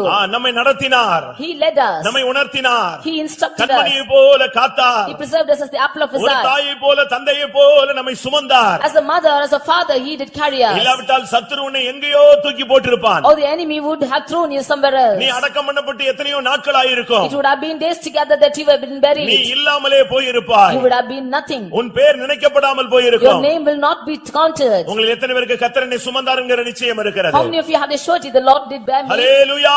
Hallelujah. கர்த்தர் என்னை நடத்தினார், என்னை உணர்த்தினார், என்னை காத்தார், என்னை சுமந்தார். ஹல்லேலூயா. The Lord led me. ஒரு மனிதன் ஆண்டவரோடு நடந்து போனான். One man walked with the Lord. பேசிக்கொண்டே போய் கொண்டிருந்தான். He was talking with him and அவரும் going. அவனுடைய பயணத்திலே வாழ்க்கையில வந்து கொண்டே இருந்தார். And he also coming with him is this journey. அப்பப்ப திரும்பி திரும்பி பார்த்துக் கொள்வான். At times he used to turn back and see. அந்த காலடி தடம் பார்த்துக்கிட்டே தெரிஞ்சுக்கிட்டே இருக்கும். He will see the footprints and he'll walk. ரெண்டு பேருடைய காலடி தடம் அப்பப்ப நான் திரும்பி திரும்பி கன்ஃபார்ம் பண்ணிக்கிட்டே வருவான். He will see the footprints of two people and he will walk. ஒரு குறிக்கப்பட்ட இடம் வந்த பொழுது When he came to a particular place, இவனுக்கு ரொம்ப கஷ்டமான ஒரு பாதையாக இருக்கும். it was a difficult path for him. பயங்கரமான கஷ்டமான பாதை. It was a very difficult path for him. திரும்பி பார்த்தா இவரை காணோம். When he turned back, he could not be found. அவன் நொந்து போய்விட்டான். He was very sad. அந்த பாதையை கடக்க அவன் தடுமாறினான். He was struggling to cross the path. என்ன பண்ணனே அவனுக்கு தெரியல. He did not know what to do. அழுதான். He cried. கண்ணீர் விட்டான், He shed tears. கூப்பிட்டான். He called out. அப்படியே தடுமாறி முன்னே போய்விட்டான். He was struggling in his path and in his walking. ஒரு குறிக்கப்பட்ட பாதைக்கு பின்பு கண்ணீரின் பாதை நின்று விட்டது. After crossing a different certain path, his path of tears stopped. மறுபடியும் நார்மல் பகுதிக்கு வந்து விட்டான். Again he came back to his normal state. இப்பொழுது அவர் வந்து விட்டார். Now he came back to him. இவன் சொன்னா, நல்லா இருக்கும்போதெல்லாம் என் கூட இருக்கீங்க, பிரச்சனையான நேரத்துல நீங்க என் கூடயே நிக்கிறது இல்ல, இருக்கிறதே இல்லன்னு சொன்னான். He told him, at good times you are with me, but at the times of sorrow you are not with me. நான் நல்லா இருக்கிறேன், நீங்களும் என் கூட நல்லா பேசிட்டு வரீங்க, ஆனா எனக்கு பயங்கரமான பிரச்சனை. திரும்பி பார்த்தா யார காணோம்?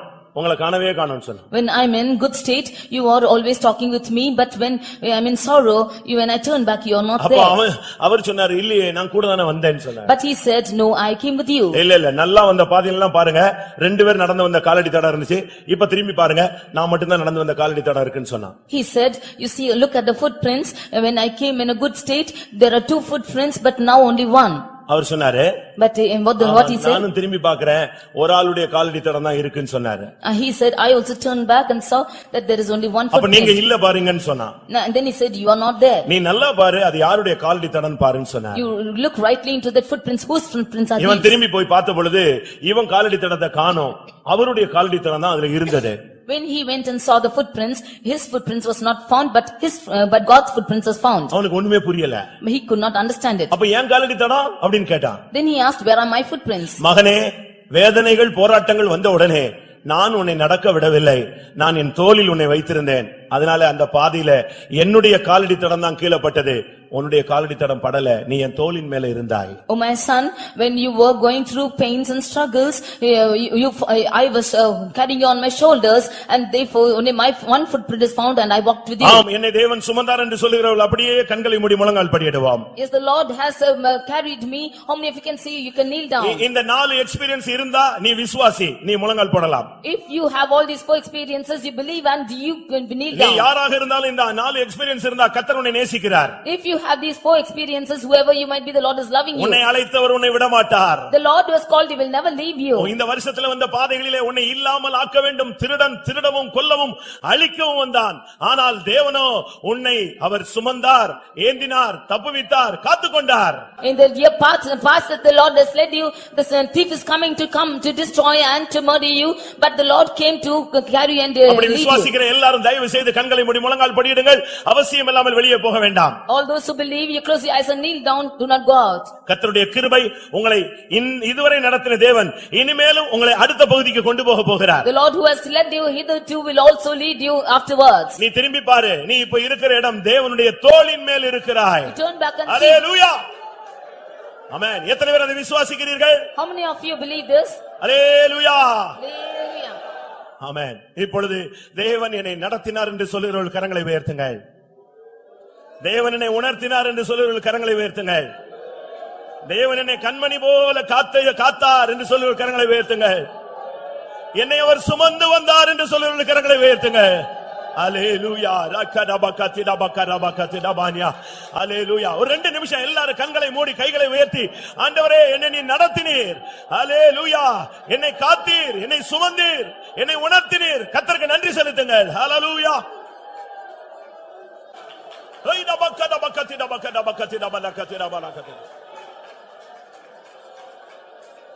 காரிருள் போன்ற கஷ்டங்கள் வந்தும் பாரினில் அவர் என் பாதையின் ஒளியாய். காரிருள் போன்ற கஷ்டங்கள் வந்தும் பாரினில் அவர் என் பாதையின் ஒளியாய். என்னை நடத்தினார் அவர் நல்லவர், அவர் கிருபை என்றும் உள்ளது. என்னை நடத்தி ஆமென்.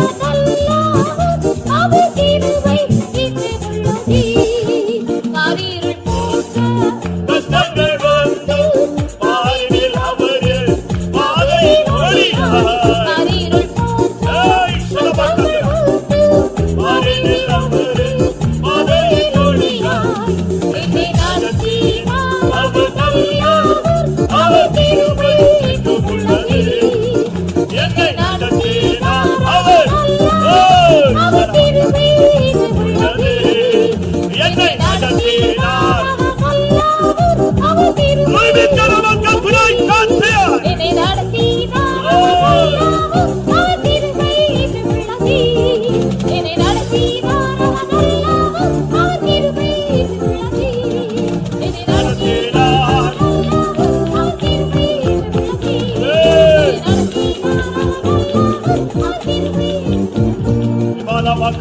Rikadabakatirabakatirabania. Riyanabakarabakatirabakatirabania. Hallelujah, hallelujah, hallelujah. Amen, amen. ஒரு மனிதன் அழுது கொண்டிருந்தான். எதுக்கப்பா அழுகிறான்னு சொன்னாங்க. அவன் சொன்னான், கர்த்தர் தான் என்னை நடத்தி மட்டுமாய் கொண்டு வந்தார். அதை நினைக்கும் போது என்னால் அழாமல் இருக்க முடியாது. என்னை தேவன் தான் கண்மணி போல காத்தலினால் என்னால் மௌனமாய் இருக்க முடியாது. அவர்தான் என்னை சுமந்து கொண்டு வந்தார். என்னால் மௌனமாய் இருக்க முடியாது. ஹல்லேலூயா, ஹல்லேலூயா, ஹல்லேலூயா. ஐக்கரபக்கரபக்கதிரபக்கரபக்கதிரபானியா. ஹல்லேலூயா. ஆம் பிரியமானவர்களே, புதிய வருடத்துக்குள்ள போறதுக்கு 3 நிமிடம் இருக்கிறது. எல்லாரும் உங்களை நீங்கள் ஆயத்தப்படுத்திக் கொள்ளுங்கள். எனக்கு நன்றாக தெரியும் நம்முடைய தேவன் நம்முடைய மத்தியில வந்திருக்கிறார். யாரும் அசதியாக இருக்கக்கூடாது. புதிய வருடத்துல கால் எடுத்து வைக்கும் பொழுது கர்த்தர் உன் கையை பிடிக்க வேண்டும். நீ அவர் கையை பிடிக்கவே வேண்டாம். அவர் உன் கையை பிடிக்க வேண்டும். ஹல்லேலூயா. அவர் உன்னோடு பேச வேண்டும். அவரை தொட்டு உன்னை ஆசீர்வதிக்க வேண்டும். அவரே உன்னை தூக்கி எடுத்து அணைத்துக் கொள்ள வேண்டும். ஹல்லேலூயா. எல்லாரும் ஆவியிலே காத்திருங்கள். ஆவியானவர் நம்முடைய மத்தியிலே இறங்கி இருக்கிறார். ஹல்லேலூயா.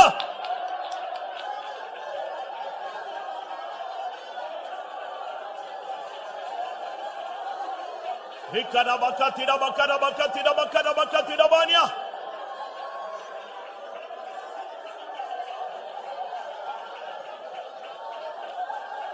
Horabakatirabakatirabakatirabakatirabakatirabakatirabakatirabania.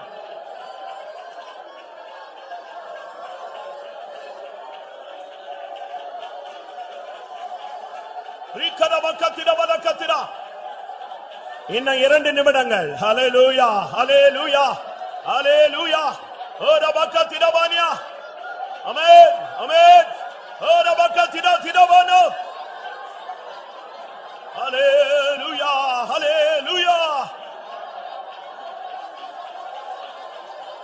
Rikadabakatirabakatirabakatirabania.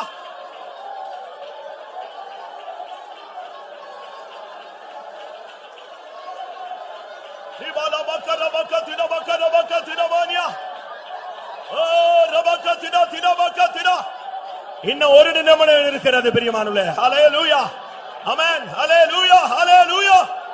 ஓ ரபக்கதிரபக்கரபக்கதிரதிரபானியா.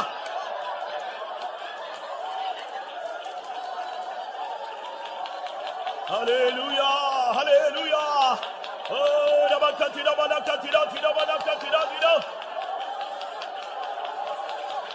ஆமென், ஆமென், ஆமென்.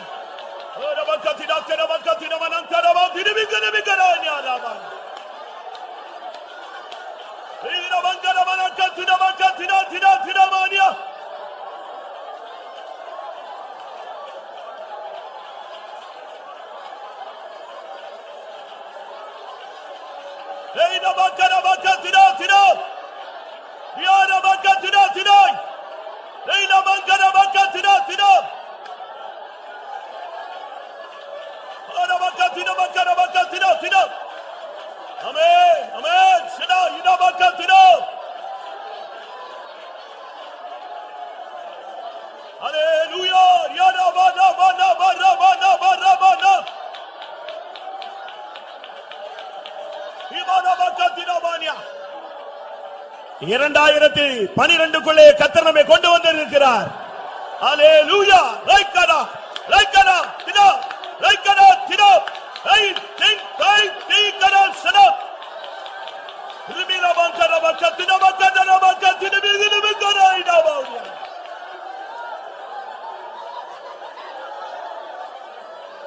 Ina bakana bakatina tina tina bauya.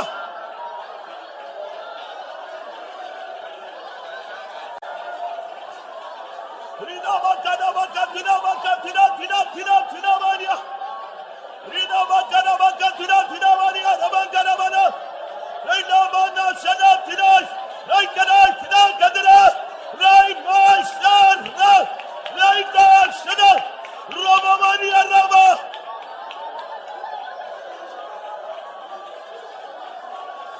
Yana bakana bakatina bakatina niya.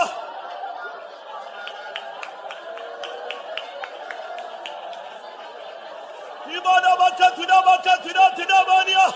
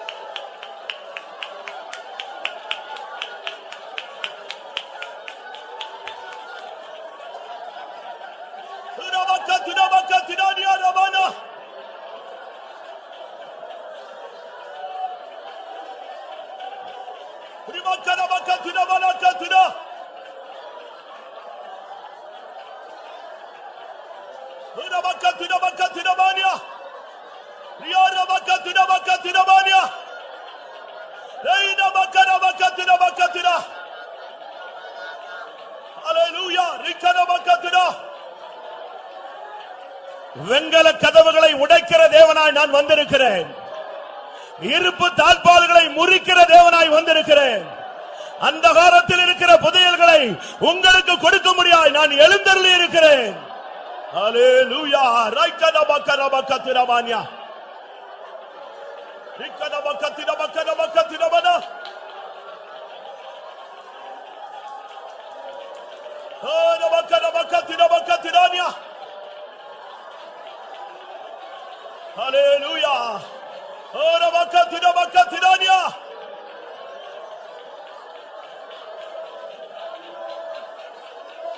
ரிபாலபக்கத்திரபக்கத்திரபக்கத்திரவான்யா. ஆமென். சிதுவிலுபக்கரபக்கத்திரபக்கத்திரவான்யா.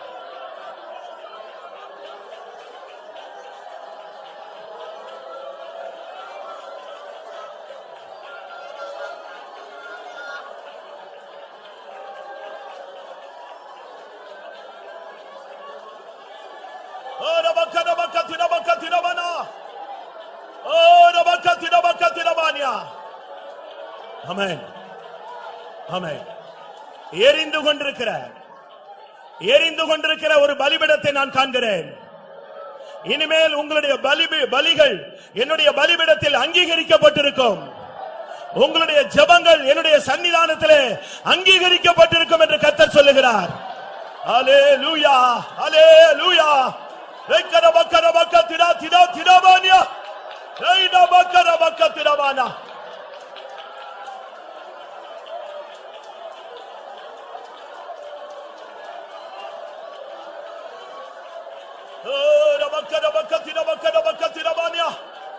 Hallelujah, hallelujah, hallelujah. Yarabakarabaktira balakatira. Orabakatira bakatira yarabakarabaktira.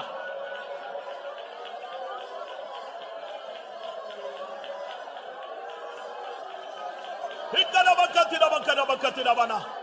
Hallelujah, amen, amen, amen. Orabakatira bakarabaktira.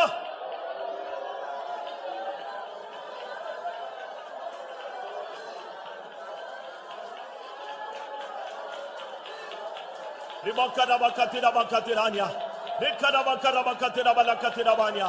Hallelujah, hallelujah, hallelujah. Amen. Amen. சில ஆசாரியர்கள் ஒரு உடன்படிக்கையை சுமந்து கொண்டு உடன்படிக்கை பெட்டியை சுமந்து கொண்டு நம்முடைய மத்தியிலே கடந்து வருகிறதை நான் காண்கிறேன். ஹல்லேலூயா. ஷிடபக்கத்திரா. என் ஜனமே நீ பயப்படாதே. உனக்கு முன்பாக இந்த உடன்படிக்கை பெட்டி போகும். என் ஆசாரியர்கள் உனக்கு முன்னே போவார்கள். உனக்கு முன்பாக யோர்தான் இரண்டாக பிளக்கும். ரெக்கரபக்கத்திரபானியா. நோரபக்கத்திரபானியா.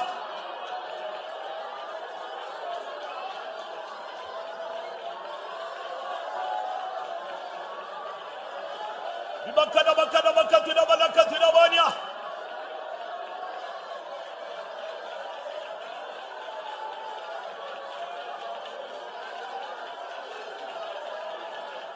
Amen. ஆமென். ஆம். இத்தனை வருடங்களாக நீ கடந்து போக முடியாத ஒரு பாதையை கண்டு நீ தியங்கினாய். இன்றைக்கு நான் உனக்காக ஆசாரியர்களை, உனக்காக என்னுடைய ஊழியர்களை, என்னுடைய உடன்படிக்கை பெட்டியின் வல்லமையை நான் உனக்கு முன்பாக அனுப்புகிறேன். நீ உறைந்த தரை வழியாக, உலர்ந்த தரை வழியாக நீ இந்த பாதையை கடந்து போவாய். ஹல்லேலூயா, ஹல்லேலூயா. ஐரபக்கரபக்கத்திரபக்கரபானியா. ஆமென், ஆமென். சதபக்கர.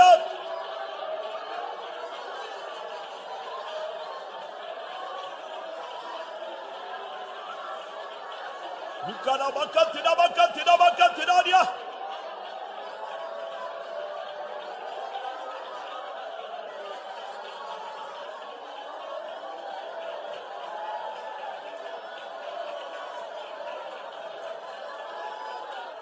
ரிபக்கரபக்கத்திரா. ரிக்கரபக்கத்திரபனாப்திரானி. உன்னை கடந்த நாட்களில் உன்னை அடித்த அசீரியனுடைய கோலை நான் முறிந்து போக பண்ணுவேன். உனக்கு விரோதமாய் கடந்த நாட்களில் எருமின வல்லமைகளை நான் முறித்து போடுகிறேன் என்று கர்த்தர் சொல்லுகிறார். ஹல்லேலூயா, ஆமென். ஓரபக்கத்திரா, ரைக்கரபக்கத்திரா, ரைக்கரபக்கத்திரா, ரைக்கரோ.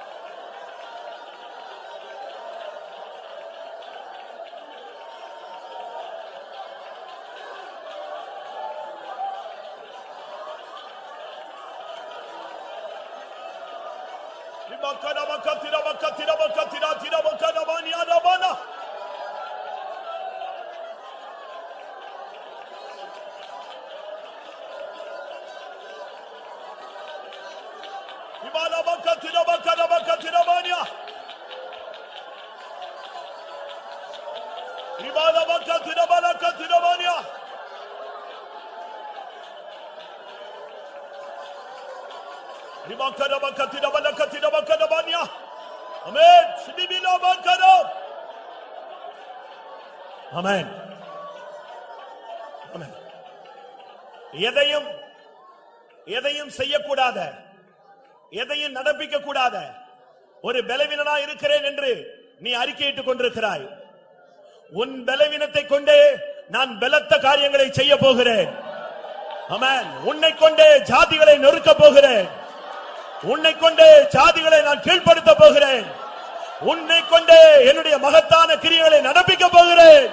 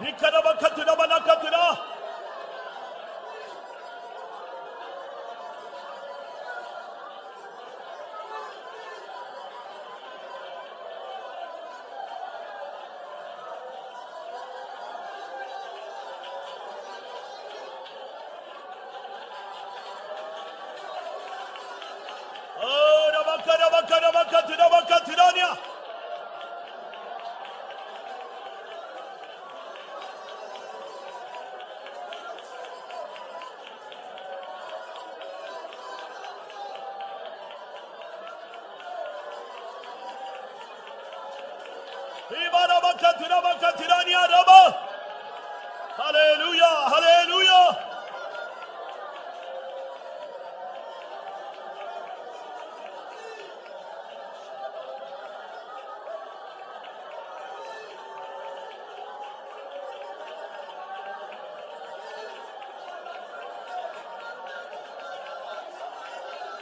ஆமென்.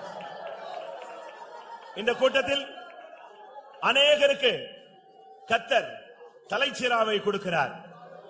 ஒரு சிலருக்கு மார்க்கவசத்தை கொடுக்கிறார்.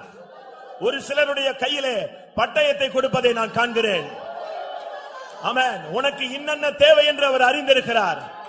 இதோ இந்த வருஷத்தின் துவக்கத்திலே உன்னை சர்வாயுத வர்க்கத்தினாலே கர்த்தர் நிரப்புகிறார். அல்லேலூயா. நீ சத்துருவை ஜெயிப்பாய். சத்துருவின் சகல வல்லமைகளையும் எதிர்த்து நிற்க உன்னை திராணி உள்ளவனாய் மாற்றுகிறார்.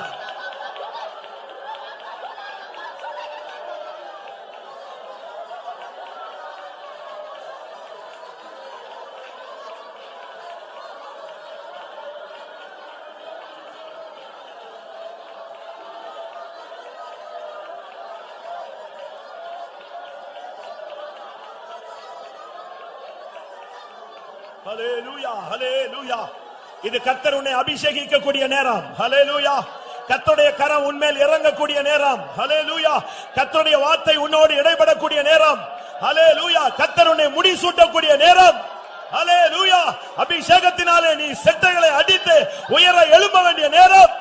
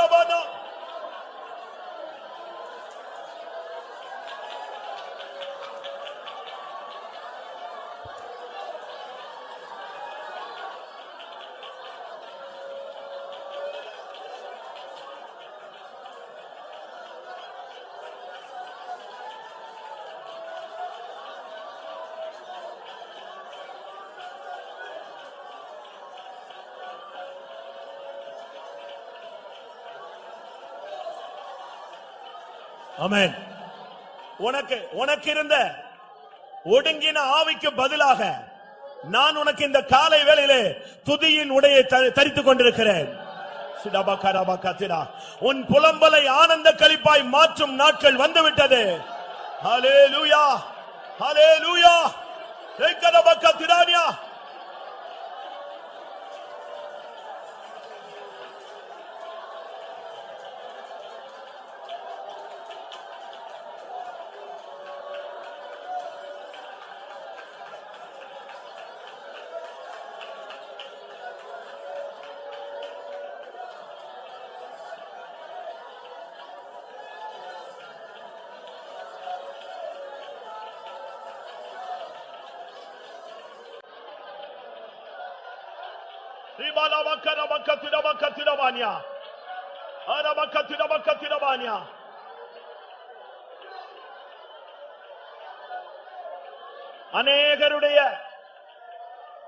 அநேகருடைய கட்டுகளை அவிழ்க்கும்படியாக இருபுறம் கருக்குள்ள பட்டயத்தை நான் உன் கையிலே கொடுக்கிறேன். அநேகருடைய கட்டுகளை நீ அவிழ்ப்பாய். அநேகர் உன் மூலமாய் கட்டவிழ்க்கப்படுவார்கள்.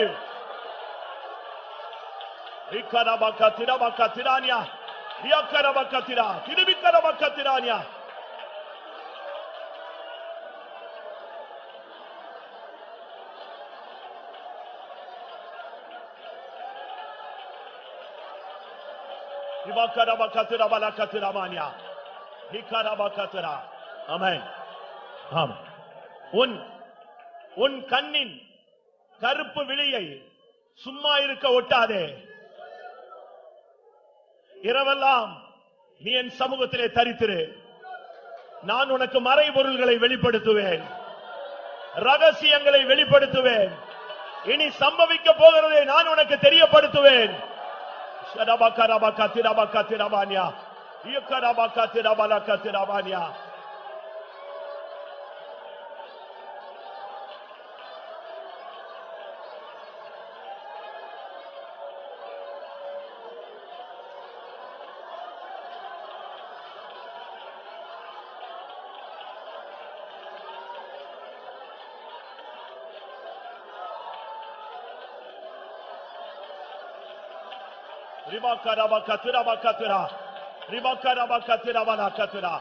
சிரபரகத்துரபனா இவக்கரபலாம் திரானியா.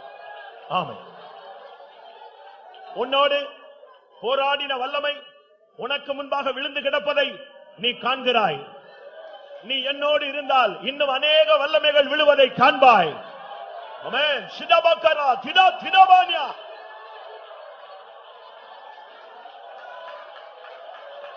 ஹalleluya ஹalleluya. ஏகரபக்கத்திரபக்கரபானியா.